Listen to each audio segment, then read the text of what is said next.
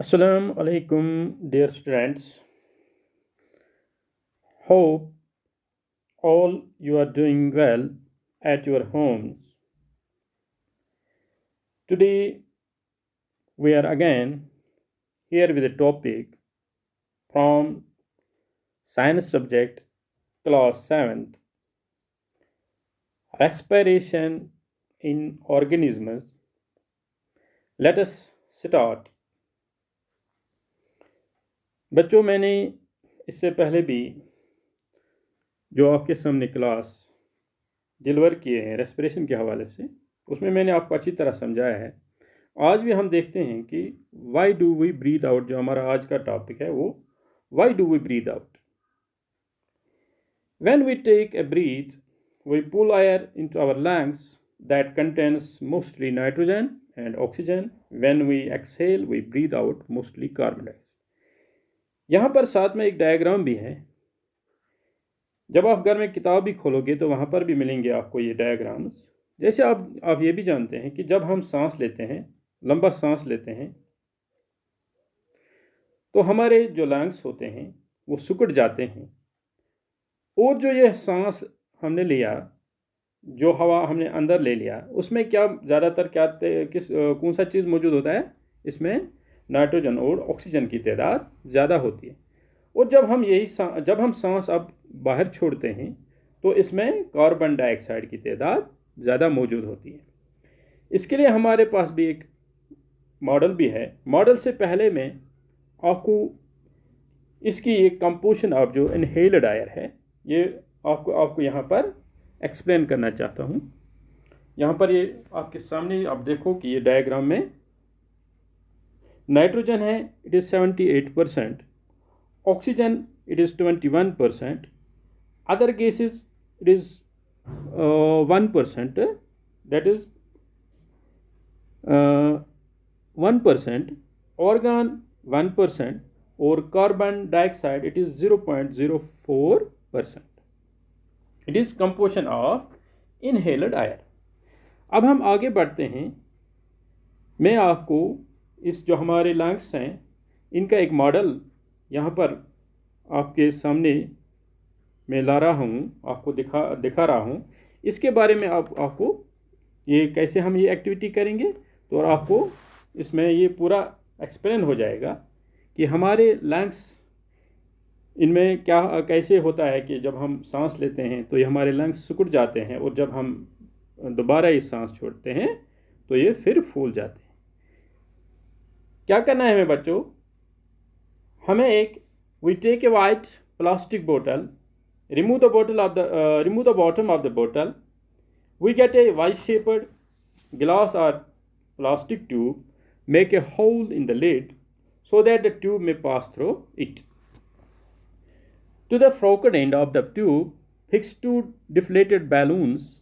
Introduce the tube into the bottle. Now cap the bottle, seal it to make airtight.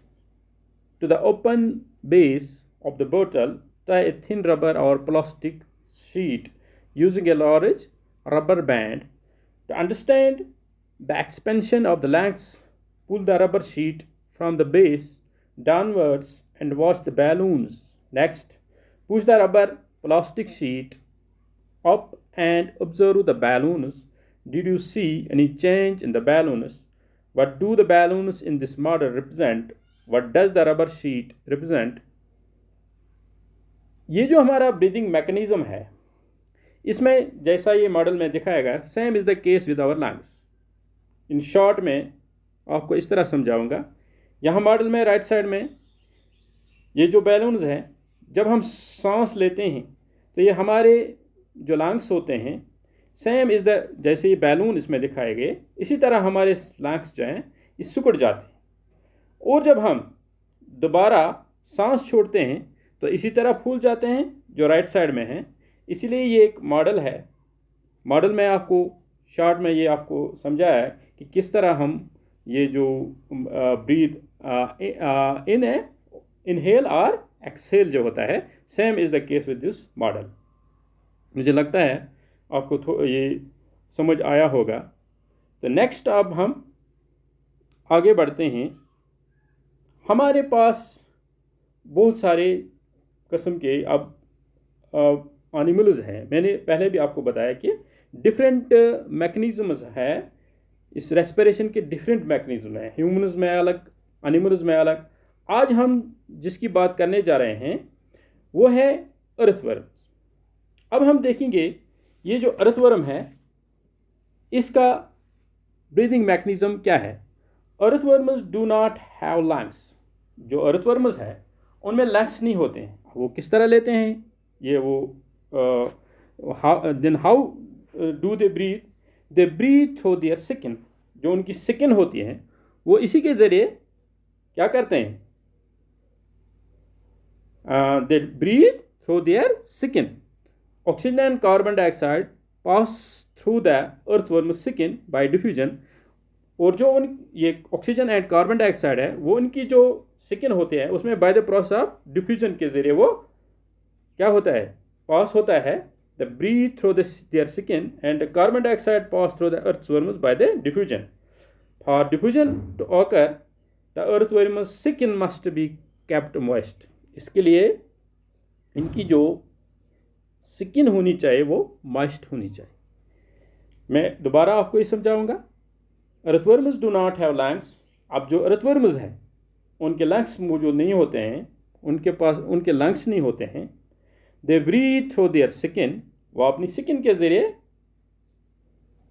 Inhale करते हैं oxygen and carbon dioxide pass through the earthworm skin by the diffusion, by the process of diffusion. For diffusion to occur the earthworm skin must be kept moist. साथ में मैंने यहाँ पर ये आपको दिखाया है, ये देखो आप, एक अर्थवर्म है, ये लेबल्ड है, मतलब कैसे ये अपना ब्रीदिंग जो इनका मैकेनिज़्म है, कैसे इनका ब्रीदिंग मैकेनिज़्म है। इसके बाद हम आगे बढ़ते हैं, ये है कॉकरोच। अब देखेंगे हम कॉकरोच, जिसे तिलचट कहते हैं, तिलचट उसको बोलते हैं। अब इसका जो मैकेनिज़्म होता है इसमें क्या होता है, तिलचट जो होता है, कॉकरोच जो होता है, a cockroach has small openings on the sides of its body. Other insects also have similar openings. These openings are called spiracles. Insects have a network of air tubes called trachea for gas exchange. Oxygen-rich air rushes through spiracles into the tracheal tubes, diffuses into the body tissue, and reaches every cell of the body. Similarly, carbon dioxide from cells goes into the tracheal tubes and moves out through the spiracles. These air tubes or trachea are found only in the insects and not in any other group of animals. अब हम ये जो हमारे पास ये cockroach है, अब ये कैसे, इनमें कैसे होता है ये जो कॉकरोच होता है। एक कॉकरोच है small openings on sides of its body. जो इसकी बॉडी होते हैं उसमें एक मतलब छोटे छोटे से ओपनिंग्स, जो छोटे सुराख होते हैं। Others insects are also similar opening. बाकी जो हमारे इंसेक्ट्स हैं उनमें भी ऐसे छोटे छोटे सुराख होते हैं, ओपनिंग्स होते हैं। ये जो ओपनिंग्स होते हैं इनको हम बोलते हैं स्पेरिकल्स, छोटे छोटे सुराख जो इन कॉकरोच पर या बाकी इंसेक्ट्स पर होते हैं। Insects have a network of air tubes. इनमें एक नेटवर्क होता है एयर ट्यूब्स का। Air tubes called trachea for gas exchange. जिसे एयर ट्यूब्स जिनको हम नाली बोलते हैं, छोटी सी नाली होती है for gas exchange.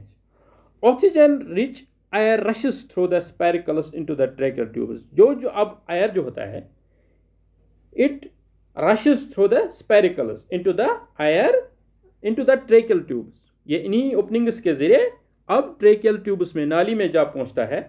Diffuses into the body tissue and reaches every cell. वहाँ पर ये डिफ्यूजन होता है और हर एक बॉडी, जो बॉडी की सेल होती है, वहाँ पहुँच जाता है। सिमिलरली इसी तरह क्या होता है, जो कार्बन डाइऑक्साइड होता है, carbon dioxide from the cells goes into the tracheal. ये अब कहाँ पहुँच आ जाता है, ट्रेकियल में, ट्रेकियल ट्यूब्स में, नाली में आ जाता है। And moves out through the spiracles और स्पेरिकल्स के जरिए बाहर वापस आ जाता है। दीज एयर ट्यूब्स और ट्रेकियल और found only in insects and not in any other group. ये सिर्फ इंसेक्ट्स में होता है, जो अब बाकी ग्रुप्स होते हैं उनमें ये नहीं होता है। इस तरह जो ये हमारा कॉकरोच है, अब कॉकरोच है या जो अर्थवर्म है, इनमें इनका ब्रीदिंग मैकेनिज्म क्या होता है। फिर हम आगे थोड़ा और बढ़ते हैं। हमारे पास जो फिशेस होते हैं, जो वाटर एनिमल्स होते हैं, आपने देखा, आपको मैंने कल भी बताया है कि जो फिशेस होते हैं they breathe through their gills. जो फिशेस होते हैं उनके जो गिल्स होते हैं उन्हीं के ज़रिए वो ब्रीथ करते हैं, ब्रीदिंग थ्रू गिल्स।